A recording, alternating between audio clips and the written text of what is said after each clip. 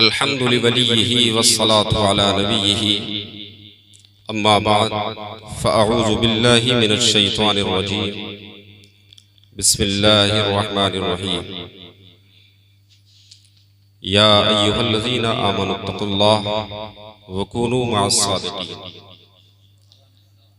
सदक़ल्लाहुल मौलानाल अज़ीम व बल्लगना रसूलुहुन नबियुल अमीनुल करीम व नहनु अला ज़ालिका लमिनश शाहिदीन वश्शाकिरीन वल्हम्दुलिल्लाहि रब्बिल आलमीन। आगाज़ गुफ्तगू से क़ब्ल बारगाह रिसालत मआब सल्लल्लाहु तआला अलैहि वसल्लम में दरूद पाक का हदिया पेश करें और पढ़ें बावाज़ बुलंद अल्लाहुम्मा सल्लि अला सय्यदिना व शफ़ीइना व नबिय्यिना व हबीबिना व मौलाना मुहम्मदिन व बारिक व सल्लिम सल्लु अलैहि सलातुन व सलामन अलैका या रसूल अल्लाह। किसी शायर ने क्या खूब कहा कि खुदा वाले दिलों की बस्तियां आबाद करते हैं, खुदा वाले दिलों की बस्तियां आबाद करते हैं, असीरे कुफ्र से हर कैद को आजाद करते हैं। और चला आता है बैतुल्लाह खुद उनकी जियारत को, चला आता है बैतुल्लाह खुद उनकी जियारत को, समीम कल्ब से जो मुस्तफ़ा को याद करते हैं,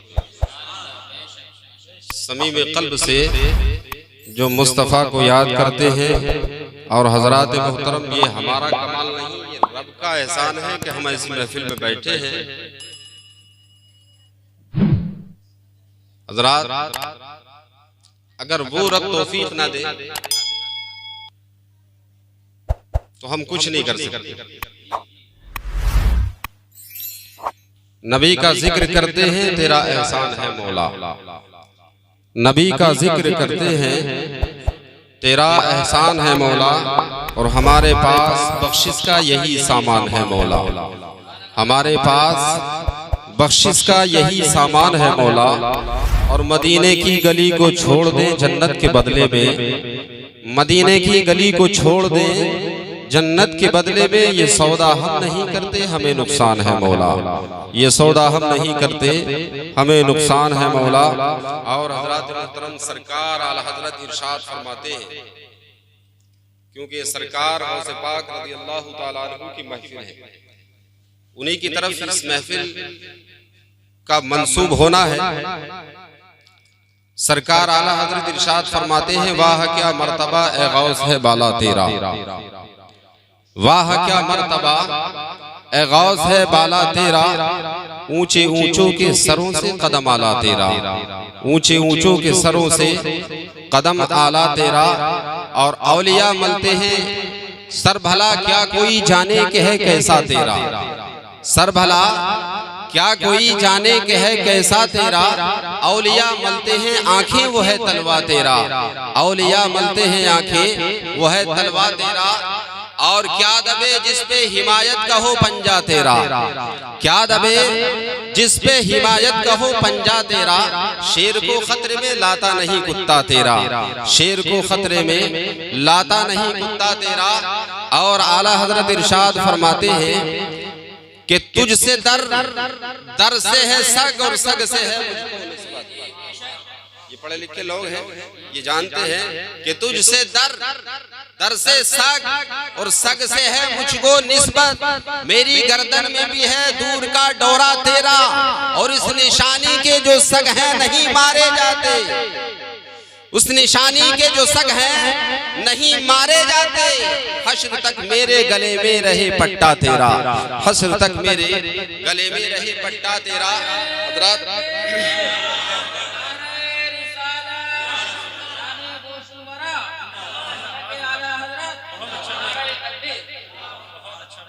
हज़रात, सबसे पहले मैं अल्लाह के नबी सल्लल्लाहु अलैहि वसल्लम की एक हदीस पाक बताऊं। हम तमाम को अच्छी अच्छी नियतें कर लेनी चाहिए, हम तमाम को अच्छी अच्छी नियतें कर लेनी चाहिए और खूब अच्छी नियत करनी चाहिए। इसलिए कि अल्लाह के नबी सल्लल्लाहु अलैहि वसल्लम इरशाद फरमाते हैं, नियतुल मुमिनी खैरुम मिन अमल। अल्लाह के नबी इरशाद क्या फरमाते हैं कि मोमिन की नियत उसके अमल से बेहतर है। मोमिन की नियत उसके अमल से बेहतर है। जाहिर है कि इंसान मोमिन अभी अमल नहीं कर रहा है, लेकिन अगर ये नियत अच्छी करेगा तो अभी अमल किया नहीं है, लेकिन इसकी नियत जो है उसके उस अमल से भी बेहतर होगा। तो मोमिन को चाहिए कि वो अच्छी अच्छी नियतें करे। वो अच्छी अच्छी नियतें क्या होंगी कि परवरदिगार तूने हमें रिज़्क़ दिया, मौलाए करीम हम तेरा दिया हुआ रिज़्क़ इस्तेमाल कर रहे हैं।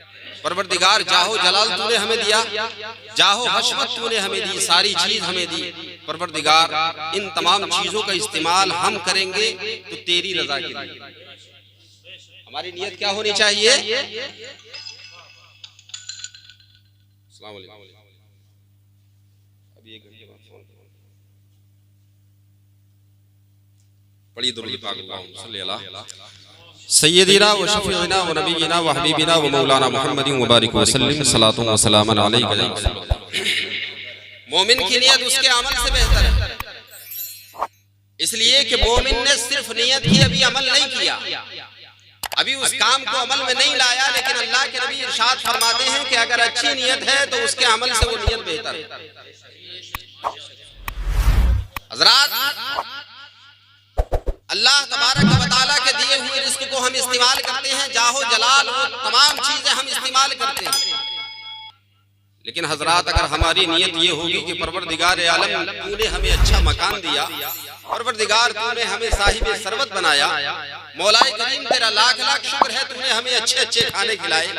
परवरदिगार इस सरवत को, इस दौलत को, इस माल को और इस अच्छे रिज़्क़ को हम तेरी इबादत में सर्फ करेंगे तो अल्हम्दुलिल्लाह अभी इबादत किया नहीं, लेकिन परवरदिगार आलम का महबूब इरशाद फरमाए, ए मोमिन नियत करना तेरा काम है और उसको अच्छा बनाना रब का काम है। उसको अच्छा बनाना रब का काम है। तो हजरात मोहतरम, ये तगमा परवरदिगार आलम ने किसी और को नहीं दिया। ये तगमा, ये ओहदा अल्लाह तबारक व तआला ने किसी और के नसीब में नहीं लिखा, बल्कि अगर किसी के हिस्से में आई है तो ये मोमिन ही के हिस्से में आई है,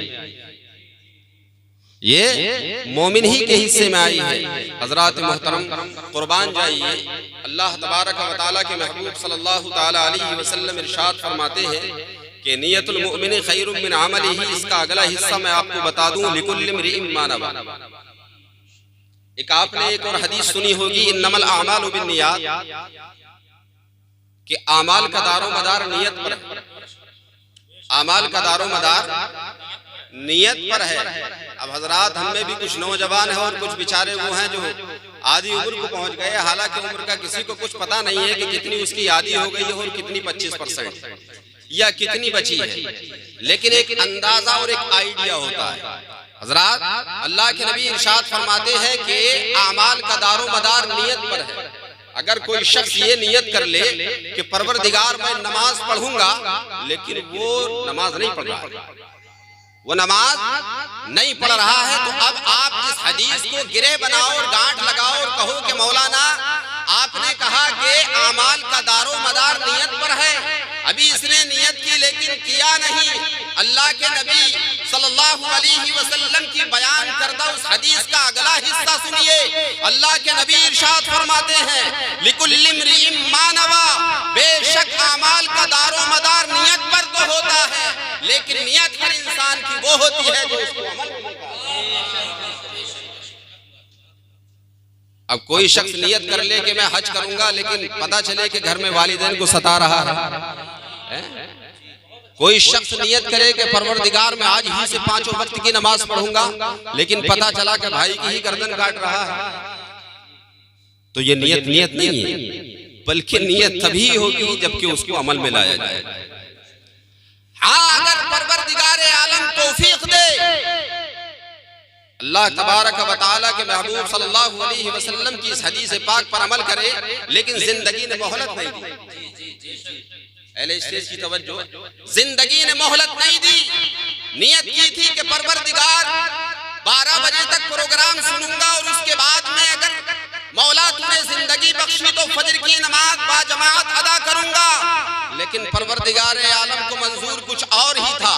उसने अपने सबसे प्यारे फरिश्ते हजरत मलकुल मौत को भेज दिया कि ये मलकुल मौत तुम्हारी जो ड्यूटी है और फला शख्स के पास जाओ और अंजाम को पहुंचो।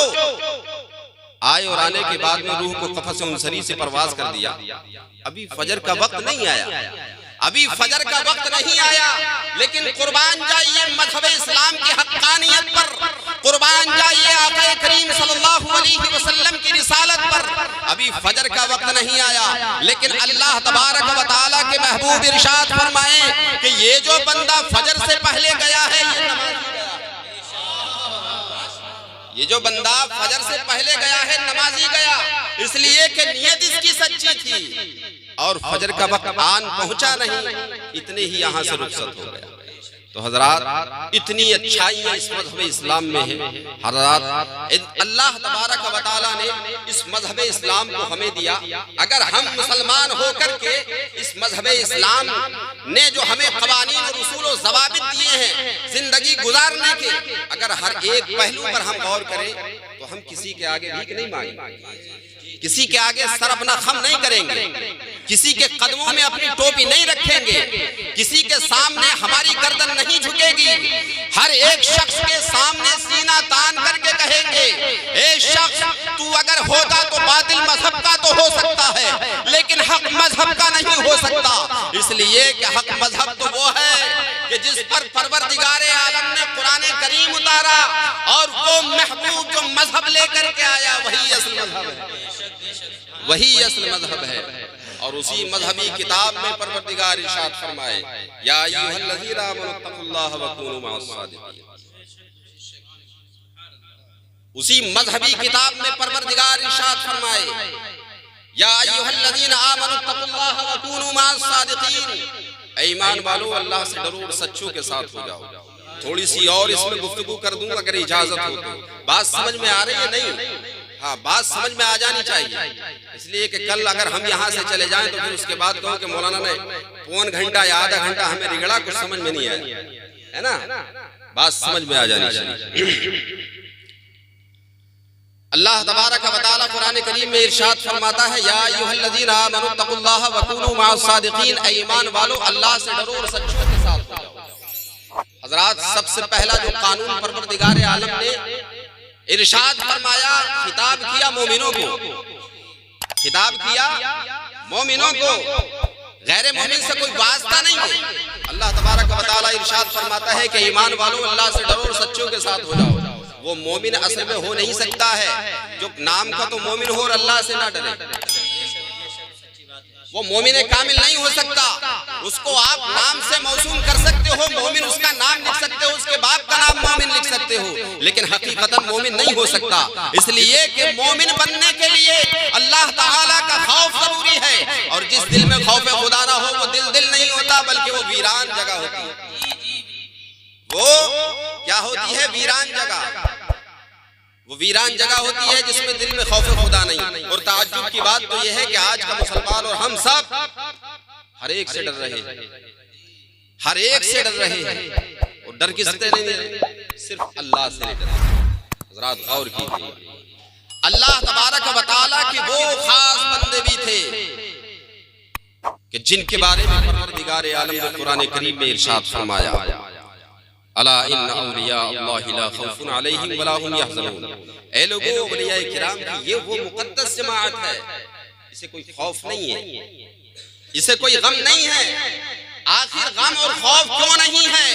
इसलिए कि वो रब तबारक व तआला से डरते थे, वो सिर्फ एक ज़ात से डरते थे, उन्हें हजार और लाख से मतलब नहीं था। आज हमारा उसूल है कि हम एक ज़ात से नहीं डर रहे हैं, और जब घर से निकलते हैं तो हर एक से डर रहे हैं। तो हजरात गौर कीजिएगा, हमें सबसे पहले अल्लाह तबारक व तआला से डरने की जरूरत है। मैं वो तमाम बातें आपको नहीं बताऊंगा कि जिसको सुनकर के आप फौरन जन्नती हो जाए, क्योंकि आज मैं माहौल थोड़ा सा देख रहा हूँ। अल्हम्दुलिल्लाह आप लोग बहुत अच्छी तरीके से सुन रहे हैं, और ताकि आप लोग कुछ लें और उसको अपनी जिंदगी में उतारने की कोशिश करें। इसलिए कि महफिलें बार बार नहीं हो सकती और होती नहीं है। एक चीज और है हजरात, जहाँ जिस चीज की कसरत होती है उसका एतबार उसका वकार घट जाता है, वकार घट जाता है। जहां हम रहते हैं अक्सर मिलादे होती रहती है, लेकिन हम जानते हैं कि कैफियत क्या है। अल्हम्दुलिल्लाह बहुत अच्छे लोग हैं। तो हजरात बात चल रही थी कि हम सिर्फ एक जात से नहीं डरते और इसी बिना पर हम हर एक से डरते हैं, और वो भी मुकद्दस जमात थी कि जो सिर्फ एक से डरते थे, किसी के बाप से नहीं डरते थे। अल्लाह तबारक व तआला फरमाए या अय्युहल्लज़ीना आमनू तक़ुल्लाह व कूनू मअस सादिक़ीन, ईमान वालों अल्लाह से डरो और सच्चों के साथ हो जाओ। सबसे पहले हमें रब से डरना पड़ेगा, और जब हम रब से डरेंगे तो अब हम सच्चों की जमात को तलाश करेंगे। आखिर सच्चा कौन हो सकता है? बज़ाहिर आप कहोगे हमारे यहाँ का फला दुकानदार है, अगर उसका हमारे पास या हमारा उसके पास 1 रुपया रह जाए तो फौरन दूसरे दिन टोक देता है, या हमें फोन करके बुला लेता है, ए फला शख्स हिसाब में गड़बड़ी हो गई थी, मेरे पास आपका 1 रुपया रह गया था, या आपके पास मेरे कुछ पैसे रह गए थे, बराए करम उनको ले जाइए या दे जाइए। आप उसको कहेंगे कि वो सच्चा है, आप उसको कहेंगे सच्चा है। हजरात आप जिससे कारोबार करते हैं वो अपने कारोबार के एतबार से सच्चा है, आप जिससे मामलात रखते हैं वो तमाम मामलात में सच्चा है। हजरात आप उसको सच्चा कह सकते हैं, लेकिन परवरदिगारे आलम उसको सच्चा नहीं कह सकता। परवरदिगारे आलम ने जो सच फरमाया है और सच्चों के लिए फरमाया है, सच्चा वो होता है कि जिसके अंदर ईमान होता है। मालूम हुआ अगरचे बनिया कितना ही अपनी तिजारत में सच्चा हो, अगरचे गैर मुस्लिम कितना ही अपनी तिजारत में अपने मामलात में सच्चा हो, सच्चा नहीं हो सकता। सच्चा बनने के लिए कुरानी एतबार से उसको ईमान वाला होना।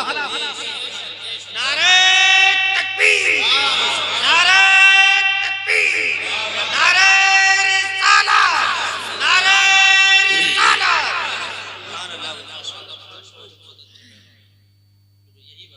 तो हजरात मालूम हुआ कि हमें सच्चा वही कहना चाहिए कि जिसको कुरान सच्चा कहता है। जिसके अंदर ईमान होगा, उसके मामला सच्चे होंगे, उसको कहो आप सच्चा। हजरात लेकिन अफसोस हमारे मामलात क्या है? असल में आप लोगों की भी खता नहीं है, मैं आपको बताऊं, इसलिए कि मकसद कुछ और होता है, आप लोग समझ कुछ और जाते हैं। किसी ने स्टेज पर से कहा कि अगर एक बार सुभान अल्लाह कहोगे तो तुम्हारा नाम का जो है जन्नत में दरख्त लग जाएगा। आप मगन हो गए कि हमारे नाम का जन्नत में दरख्त लग गया, बहुत बड़ी बात। हजरात गौर कीजिएगा, पहले उस दरख्त को लगाने के लिए अपनी जमीन तो बना लो। पहले उस दरख्त को लगाने के लिए अपनी जमीन तो बना लो। जमीन बनाई नहीं और दरख्त अपने नाम का, पड़ोसी आकर के आपका नाम लिखवाएगा और जेल खाने में डलवा देगा, ए फला साहब, ये वही शख्स है कि मेरी जमीन में अपना दरख्त लगा करके कहता है कि मेरी। हजरात ये दुनियावी मामलात है, जब यहाँ हमें एक दूसरा बर्दाश्त नहीं कर सकता, परवरदिगारे आलम कि हम नाफरमानी कहें और फिर उसके बाद में ये तमन्ना लिए जाएं यहाँ से कि परवरदिगारे आलम बख्श देगा।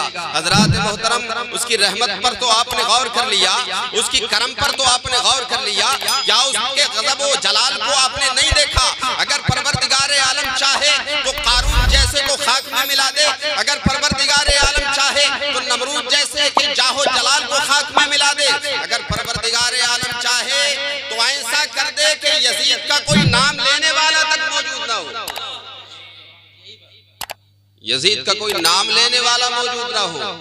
अल्लाह के नबी सल्लल्लाहु अलैहि वसल्लम इसलिए इरशाद फरमाते हैं, ईमान चीज क्या है? अल ईमान बैनल खौफ वर रिजा। ईमान चीज क्या है?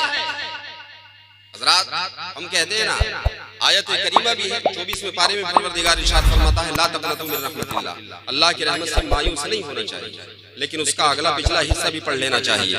हजरात मोहतरम गौर कीजिए, अल्लाह के नबी सल्लल्लाहु अलैहि वसल्लम इरशाद फरमाते हैं, ईमान चीज क्या है? अल ईमान बैनल खौफ वर रिजा, ईमान खौफ और उम्मीद के दरमियान की जो चीज है उसका नाम ईमान। ईमान किस चीज का नाम है? परवरदिगार तूने मेरे जिस्म को तवाना बनाया, कुव्वत वाला बनाया, सारी चीजें मुहैया की मौला, मेरा काम यह है कि अपने काम से अपने कारोबार से फुर्सत मिले तो मैं 5 वक्ता नमाज अदा करूं। और हजरात काम से फुर्सत नहीं मिलती, ये खुद इंसान को फुर्सत बनानी पड़ती है। एक बात और बता दूं, सबसे कीमती चीज अल्लाह तबारक व तआला जिससे नाराज होता है नहीं, अल्लाह ताला जिससे नाराज होता है नहीं तो उसकी दौलत को नहीं छीनता है, उसकी औलाद को नहीं छीनता है हजरात, उसके मकान को नहीं छीनता है, किसी चीज को नहीं छीनता। लेकिन अल्लाह तबारक व तआला जो सबसे बेहतर चीज है उससे सजदों की तौफीक छीन लेता है, उससे सजदों की तौफीक छीन लेता है। अब फिर भी कहोगे कि हम मोमिन और मुसलमान, समझ में आ रही बात? अल्लाह तबारक व तआला अगर किसी अपने बंदे से या बंदी से नाराज हो जाए तो क्या छीनेगा? उसकी दौलत नहीं छीनेगा, मकान नहीं छीनेगा, औलाद नहीं छीनेगा, बाप नहीं छीनेगा, माँ नहीं छीनेगा, बहन भाई कुछ नहीं, बल्कि अल्लाह तबारक व तआला उस सजदों की तौफीक छीन लेता है। और हर रात उन लोगों से जानिए कि जिन्होंने अपनी पेशानी पर सजदों के बूटे उगाए हैं। अल्लाह के नबी सल्लल्लाहु अलैहि वसल्लम इरशाद फरमाते हैं कि अगर परवरदिगार और बंदे के कुर्ब का जो मामला अगर देखना है तो सजदे की हालत में देखना। अल्लाह ताला सबसे ज्यादा करीब कब होता है? जबकि बंदा उसकी बारगाह में सजदा करता है।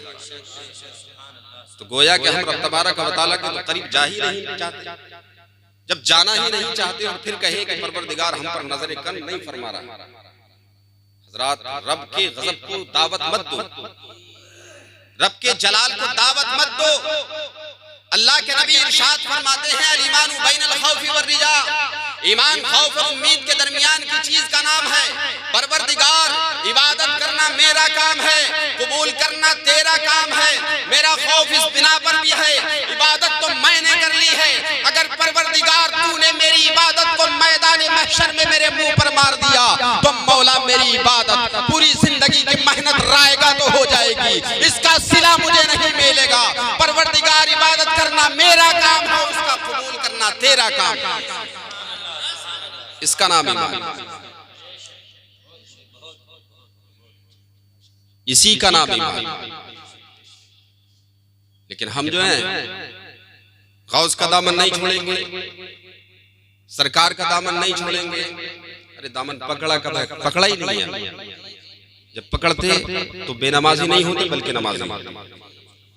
पकड़ते तो तुम्हारा मुआशरा हकीकतन इस्लामी मुआशरा होना चाहिए। अगर रसूल अल्लाह का दामन हकीकतन तुमने पकड़ा होता तो रसूल अल्लाह सल्लल्लाहु ताला अलैहि वसल्लम का एक एक गुलाम बादशाह वक्त के सामने ये नहीं कहता था कि तुम बादशाह वक्त हो इसलिए मैं तुम जैसी बात कर रहा हूं। रसूल अल्लाह सल्लल्लाहु ताला अलैहि वसल्लम का एक एक गुलाम कि जिसने अगर बादशाह वक्त भी सामने है तो दर्श दे दिया है कि ऐ लोगों, अगर बादशाह वक्त है सिर्फ उतना ही तो कर सकता है कि वो तुम्हारी गर्दन को तन से जुदा कर देगा, लेकिन उसमें भी बेनिफिट आपका, उसमें भी फायदा आपका है। इसलिए कि लोग कहेंगे अम्र बिल मारूफ नहीं अनिल मुनकर के मुकाबले में गर्दन तो कटा दिया लेकिन झुका नहीं है। लोग क्या कहेंगे कि वाकई हकीकतन अगर सच्चा है तो ये है, इसलिए कि इसने बादशाहत का लिहाज नहीं किया, इसने तख्त का लिहाज नहीं किया, इसने ये नहीं देखा कि बादशाह है, इसके वजीर मुझे चारों तरफ से घेरे हुए हैं, अगर यहाँ नहीं मारेगा तो किसी पुलिस वाले से वहां मरवा देगा। ये नहीं सोचा, बल्कि सोचा तो सिर्फ ये सोचा कि अगर रब तबारक व तआला का पैगाम आज जालिम बादशाह के सामने नहीं पहुंचाया तो फिर कभी नहीं पहुंचा पाऊंगा। हज़रात गौर कीजिएगा, आखिर हम किस राह पर चल गए? हमारी राहें कौन सी थी? अल्लाह ताला ने तो हमें दुआ में भी यही तरीका सिखाया है कि ए बंदे अगर दुआ मांगना है तो इस तरह से मांग, इहदिनस सिरातल मुस्तकीम, परवरदिगार मुझे सीधे रास्ते की हिदायत फरमा। और सीधा रास्ता कौन सा है? सिरातल लज़ीना अनअमता अलैहिम, वो सीधा रास्ता है कि जिस पर तूने इनाम किया, जिस रास्ते पर वो लोग चले जिस पर तूने इनाम किया। हज़रात मोहतरम गौर कीजिएगा, अल्लाह ताला ने आपको हिदायत दी, परवरदिगार ने अक्ल समझ अता फरमाई, अगर वही अक्लो समझ इस्लामी एतबार से सर्फ ना हुई तो कल मैदान महशर में हर एक चीज का हिसाब होगा। इसलिए कि परवरदिगार खुद फरमाता है इन्नस समअ वल बसर वल फुआद कुल्लु उलाइका कान अन्हु मस्कूला। ऐ शख्स आज कान में लीड लगा करके गाने सुनने वाले, ऐ शख्स अपने दिल में अजीबो गरीब चीजों को दफनाने वाले, ऐ शख्स अपनी आंखों को अजीब गरीब चीजों में इस्तेमाल करने वाले, रातों को उन आंखों को अंधा करने वाले, कल मैदान महशर में इन आंखों से भी सवाल होगा, इसके बारे में भी सवाल होगा, इस ज़बान के बारे में भी सवाल होगा। हज़रात गौर कीजिएगा, जिस्म हमारा है और सवाल फिर भी हमसे हो, ये ताज्जुब की बात है ना। माल मेरा है और मिल्कियत किसी दूसरे के साथ ही खा जाए, ये ताज्जुब की बात। लेकिन परवरदिगार आलम इरशाद फरमाता है कि ये तमाम चीजें सिर्फ यहीं तक है, ये तुम्हारा जिस्म तुम्हारा अपना सिर्फ इसी दुनिया में है। जैसे ही आखिरी सांस खत्म हुई, सांसों की डोरी टूटी, सांसों का सिलसिला खत्म हुआ, अब वो कान तुम्हारे नहीं, अब वो आंखें तुम्हारी नहीं, अब वो दिल तुम्हारा नहीं, बल्कि दिल तो उस वक्त में तुम्हारा होता, ये दिल जिंदा होता और इस दिल में नबी की मोहब्बत होती। ये कान उस वक्त तुम्हारे होते जबकि कान तो तुम्हारे होते लेकिन नगमा रसूलुल्लाह का होता। ये आंख उस वक्त बाद मरने के तुम्हारी होती कि आंख तो बेशक तुम्हारी होती, लेकिन सुबह शाम मोहब्बत से वालिदैन की जियारत किया करते, उलमा की जियारत करते और कुरान करीम को खोल करके उसको छूते और उसको पढ़ा करते, उसके बाद में ये आंखें तुम्हारी। नारे तकबीर, नारे रिसालत, उलमाए अहले सुन्नत, सरकार की आमद, नारे तकबीर, नारे रिसालत। तो हजरात समझ में आया, ये उसी वक्त तक है जब तक कि सांसों का अभी सिलसिला जारी है। सांसों का जैसे ही सिलसिला खत्म हुआ, उसके बाद में हुकूमत दूसरे की, उसके बाद में हुकूमत दूसरे की। आखिर सरकार गौसे आजम रज़ियल्लाहु ताला अन्हु को मकाम यूं ही नहीं मिला। सरकार गौसे आजम इतने बड़े मर्तबे पर फाइज यूं ही नहीं हुए। हज़रात गौर कीजिएगा, आज हम जिनके जश्न में बैठे हुए हैं, जिसका तज़किरा हम कर रहे और सुन रहे हैं, वो सिर्फ यूं ही नहीं बैठे हुए, यूं ही नहीं वो अल्लाह के बरगुज़ीदा हुए, वो यूं ही नहीं हम तमाम के मरकज़े ईमान हुए। हज़रात गौर कीजिएगा, सरकार गौसे आज़म रज़ियल्लाहु ताला अन्हु और हज़रात जिनके वालिदैन खुद इतने पाकबाज हो, इतनी पाक हस्तियां हो कि जिसके बारे में, जिसकी वालिदा के बारे में उनके नाना खुद फरमाए उनके बाप से कि मेरी बेटी तो ऐसी है, मेरी बेटी में ये औसाफ है, मेरी बेटी में यह औसाफ है। और हजरत अबू साले जंगी दोस्त उसको सुनकर के दंग रह जाए, सिर्फ एक सेब बगैर इजाजत के खाएं और उसकी सजा 12 साल भुगते। हजरात गौर कीजिएगा, है कोई इतना बड़ा दिल वाला जो बगैर इजाजत को इस्तेमाल, चीज को इस्तेमाल करने के बाद में साहिबे चीज से भी पूछ ले जाकर के कि यार हमने तुम्हारा बगैर इजाजत के इस्तेमाल कर लिया, क्या तुम हमें माफ कर दोगे? इतनी भी फुर्सत नहीं। लेकिन सरकार गौसे आजम के जब बाप ऐसे, दादा नाना ऐसे और वालिदा ऐसी, तो सरकार गौसे आजम की शान का आलम क्या होगा। इसलिए तो सरकार गौसे आजम रज़ियल्लाहु ताला अन्हु इरशाद फरमाए कि मेरा कदम कदम हाज़िही अला रक़बति कुल्लि वलिय्यिल्लाह, मेरा कदम हर एक वली की गर्दन पर। यूं ही नहीं फरमा दिया, बल्कि उससे पहले बहुत सारी मनाजिल को तय करना पड़ा। हज़रात गौर कीजिएगा, यही सरकार गौसे आज़म रज़ियल्लाहु ताला अन्हु है। जब अभी बच्चे हैं तो जब मदरसे के लिए जाते होते हैं तो सरकार गौसे आज़म रज़ियल्लाहु ताला अन्हु इरशाद फरमाते हैं, मैं अपने पीछे देखता हूं कि फरिश्ते चलते हैं, फरिश्ते चलते हुए मुझे दिखाई दे रहे हैं। जब मैं मदरसे पहुंचता हूं तो ये फरिश्ते सदा देते हैं इफ्सहू लिवलिय्यिल्लाह, ऐ लोगो ये अल्लाह का वली आ रहा है, इसके लिए जगह छोड़ दो। ऐ तलबा ये अल्लाह का वली आ रहा है, इफ्सहू लिवलिय्यिल्लाह, इसके लिए जगह छोड़ दो। सरकार गौसे आज़म रज़ियल्लाहु ताला अन्हु से सवाल किया गया कहे सरकार गौसे आजम रज़ियल्लाहु ताला अन्हु जरा ये इरशाद फरमाइए कि आपको विलायत का इल्म कब हुआ, आपको अपनी विलायत का इल्म कब हुआ। सरकार गौसे आजम रज़ियल्लाहु ताला अन्हु इसी को बयान फरमाते हैं और इरशाद फरमाते हैं, मुझे 10 साल की मेरी उम्र थी, 10 साल की मेरी उम्र थी, मुझे अपनी विलायत का इल्म हुआ। मैंने देखा कि फरिश्ते मेरे पीछे हैं, मदरसे जा रहा हूँ, इफ्सहू लिवलिय्यिल्लाह की सदाएं आ रही हैं। हज़रात जिनके बचपने का ये आलम और जवानी का आलम देखो, सरकार गौसे आजम रज़ियल्लाहु ताला अन्हु इल्म ज़ाहिरी भी हासिल कर रहे हैं, इल्म बातिनी भी हासिल कर रहे हैं। और जब मुजाहिदात का नंबर आता है, सरकार गौसे आजम रज़ियल्लाहु ताला अन्हु के ख्याल में ये बात नहीं गुजरी कि परवरदिगार मुजाहिदा करना है तो कमरे में बैठकर ही कर लो। सरकार गौसे आजम रज़ियल्लाहु ताला अन्हु के दिल में ये ख्याल नहीं आया परवरदिगार मुजाहिदे को तू कबूल फरमा लेना, इसलिए कि मैंने तो अपनी विलायत का मुझे इल्म हो गया 10 साल से ही, अब तो मैं अल्लाह का वली हो गया, अब तो अगर कमरे में भी बैठ करके अल्लाह अल्लाह करूंगा तो मुजाहिदे में शामिल हो जाएगा। जैसे कि आज के पीर घूम रहे हैं ना, जैसे कि आज के पीर घूम रहे हैं, खुद भी नमाज नहीं पढ़ते। इत्तिफाक की बात तो ये है कि जिनको मुरीद करते हैं उनसे भी कह देते कि नमाज मत पढ़ना। और हजरात जिसका पीर इतनी बड़ी खुशखबरी उसको दे दे, फिर वो किसी के दूसरे के दामन को थामे। हजरात गौर कीजिएगा, अफजलुल इबादत उलमा बैठे हैं, पढ़े लिखे हजरात बैठे हैं, अफजलुल इबादत क्या है बोलिए जोर से, नमाज। कुरान करीम की तिलावत बाद में है, पहले नमाज। माँ की खिदमत बाद में है, पहले नमाज। हजरात गौर कीजिएगा, तमाम मामलात बाद में, लेकिन अफजलुल इबादत नमाज। जब अफजलुल इबादत नमाज है और कोई पीर उसी को छोड़ने के लिए कह दे तो क्या वो आपका पीर हो सकता है? नहीं हो सकता है, बल्कि वो आपके ईमान पर डाका डाल रहा है। अगर ऐसा कभी मिल जाए तो उसको लताड़िएगा और उससे बात मत कीजिएगा, बल्कि उसे दीन का दुश्मन जानिएगा, इसी में आपकी भलाई।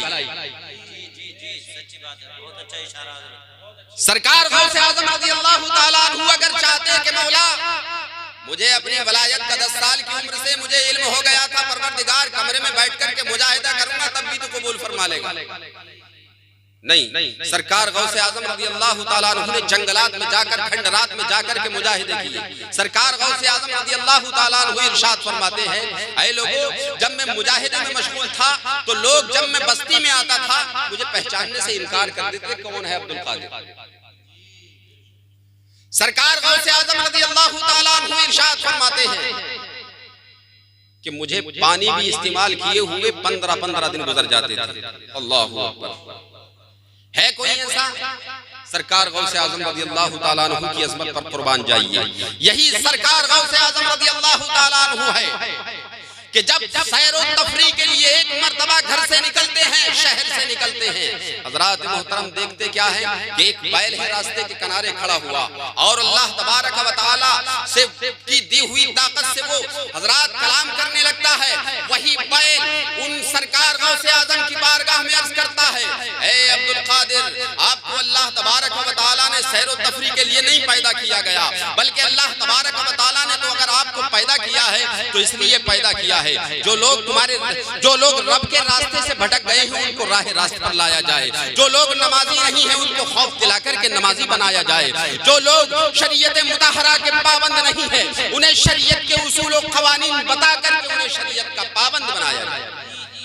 सरकार गौसे आजम रज़ियल्लाहु ताला अन्हु इरशाद फरमाते हैं, मैंने बैल की बातों को सुना, मुझे अजीब लगा और मैंने फौरन सैर और तफरीह का इरादा तर्क कर दिया, फौरन मुजाहिदे में शामिल हो गया। अल्लाहु अकबर। सरकार गौसे आजम रज़ियल्लाहु ताला अन्हु जिनका हम जश्न में शामिल हैं, हज़रात सरकार गौसे आजम रज़ियल्लाहु ताला अन्हु कितनी बड़ी शान के मालिक हैं। आइए तारीख का वर्क आपके सामने पलट दूं। शेख अबुल मुज़फ्फर इब्ने तमीम, क्या नाम है? शेख अबुल मुज़फ्फर इब्ने तमीम, ये ताजिर था। कौन था? ताजिर, जिसको आप बिजनेसमैन कहते हैं। शेख अबुल मुज़फ्फर इब्ने तमीम ज़माने के अल्लाह तबारक व तआला के बहुत बड़े वली हजरत हम्माद के पास जाता है, इसलिए कि उसको तिजारत की गरज से घर से बाहर जाना था।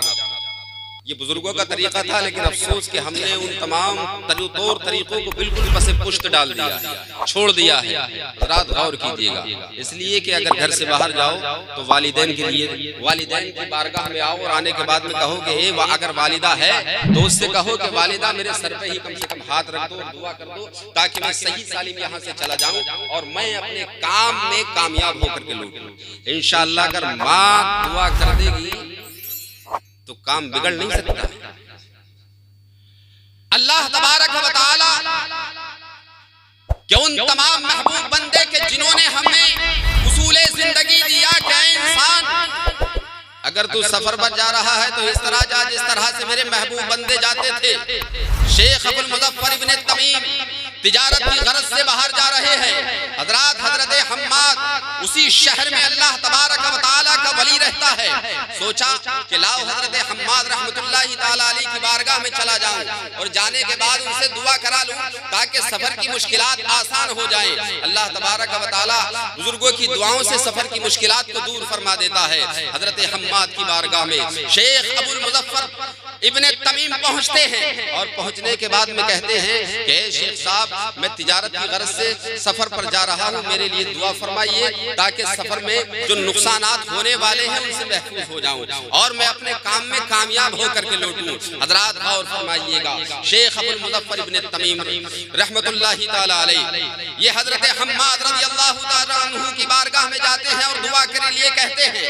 हजरत हम्माद ने कहा कि शेख यहाँ से जा रहे हो, लेकिन याद रखना मैं देख रहा हूँ, जैसे कि आज के लोग कहते हैं ना कि मैंने कुंडली तुम्हारी निकाल दी है कि तुम्हारा जो ये है वो गड़बड़ चल रहा है। हज़रत हम्माद रज़ियल्लाहु तआला अन्हु ने कहा कि तुम अगर सफर पर गए तो तुम्हारी गर्दन काट दी जाएगी। अगर तुम इसी वक्त सफर में गए तो गर्दन काट दी जाएगी, माल लूट लिया जाएगा, सब काम खत्म हो जाएगा और जब गर्दन कट जाए तो माल किस काम का। शेख अबुल मुज़फ्फर इब्न तमीम बड़े परेशान, इसलिए कि इनकार भी नहीं कर सकते, इसलिए कि अल्लाह का वली फरमा रहा है। अल्लाह के वली की जबान से ये कलिमात निकल रहे हैं, इनकार नहीं कर सकते हैं। लेकिन दिल में ख्याल आया क्यों ना हजरत शेख अब्दुल कादिर रज़ियल्लाहु तआला अन्हु की बारगाह में पहुंचा जाए। सुभान अल्लाह। हजरत हम्माद की बात को सुन लिया, उन्होंने कहा कि अगर गए तो गर्दन तन से जुदा, माल खत्म, इसलिए कि ना जाना बेहतर। लेकिन उनको सुकून नहीं आया, उन्होंने कहा कि लाओ हजरत अब्दुल कादिर रज़ियल्लाहु तआला अन्हु की बारगाह में पहुंचा जाए और वहीं से कुछ हल निकाला जाए। इसलिए कि अगर तिजारत नहीं करेंगे तो खाएंगे क्या, बिजनेस नहीं करेंगे तो खाएंगे क्या, काम आगे कैसे बढ़ेगा। हजरात गौर कीजिएगा, हजरत अब्दुल कादिर रज़ियल्लाहु तआला अन्हु बड़े पीर साहब की बारगाह में आए और आने के बाद में कहा कि हुजूर मैं तिजारत की गरज से सफर पर जा रहा हूँ, मेरे लिए दुआ फरमाइएगा ताकि अल्लाह ताला मुझे सलामती के साथ पहुँचा दे और वापस सलामती के साथ आ जाऊँ। हजरत शेख अब्दुल कादिर जिलानी बगदादी रज़ियल्लाहु तआला अन्हु बयान फरमाते हैं, ऐ शेख अबुल मुज़फ्फर इब्न तमीम तुम जा रहे हो, लेकिन इंशाअल्लाह सलामती के साथ जाओगे और सलामती के साथ आ जाओगे। सुभान अल्लाह। सरकार गौसे आज़म की ज़बान से सुना, दिल खुश हो गया और जब दिल खुश हो गया तो रफ्ते सफर बांधा और फौरन तिजारत की गरज से सफर पर रवाना हो जाते हैं। हजरात मुहतरम सफर पर रवाना हो गए, जहां जाना था पहुंच गए। सफर के थके हुए थे, आखिर उन्होंने सोचा कि लाओ एक जगह आराम कर लिया जाए। हजरात मुहतरम एक कमरा लिया और कमरे में आराम किया। नहाने की हाजत हुई, नहाना शुरू कर दिया और वो 1000 दीनार की थैलियों को उसी गुस्ल खाने में ताक में रख दिया और जब ताक में रख दिया तो उन दीनार की थैलियों को उठाना फिर भूल गए, फिर सो गए। हजरात मुहतरम जैसे ही सोते हैं अब ख्वाब नजर आता है, जिस तरह से हजरत हम्माद रज़ियल्लाहु तआला अन्हु ने अबुल मुज़फ्फर को आगाह किया था, ए अबुल मुज़फ्फर ताजिर अगर इसी वक्त सफर के लिए गए तो कत्ल कर दिए जाओगे, माल खत्म हो जाएगा। ख्वाब देख रहे हैं कि काफिले में जिसके साथ जा रहे हैं डाकुओं ने हमला कर दिया है और जब डाकुओं ने हमला किया तो उनकी गर्दन को तन से जुदा कर दिया, माल को लूट लिया। जैसे ही गर्दन तन से जुदा हुई फौरन घबरा करके बेदार हुए और जब बेदार हुए तो हजरात अभी तक तो दीनार की थैलियों को भूले हुए थे, लेकिन अब वो थैली याद आ गई। फौरन जैसे ही थैली याद आई, फौरन उसको उठा करके लाए। उठा करके लाने के बाद जितना उन्हें सामान खरीदना था, जितना उन्हें वो तमाम चीजें करनी थी, अपने काम निपटाए और निपटाने के बाद बगदाद आ गए। बगदाद आने के बाद हजरत हम्माद रज़ियल्लाहु ताला अन्हु की बारगाह में पहुंच जाते हैं और पहुंचने के बाद में अर्ज करते हैं, हुजूर आपने कहा था कि मैं अगर सफर पर चला गया तो ऐसा ऐसा हो जाएगा, मेरी गर्दन तन से जुदा कर दी जाएगी, माल लूट लिया जाएगा। सरकार हकीकतन तो लूटा नहीं, लेकिन वाकई ख्वाब में मैंने वैसे ही देखा जैसा कि आपने बयान फरमाया था।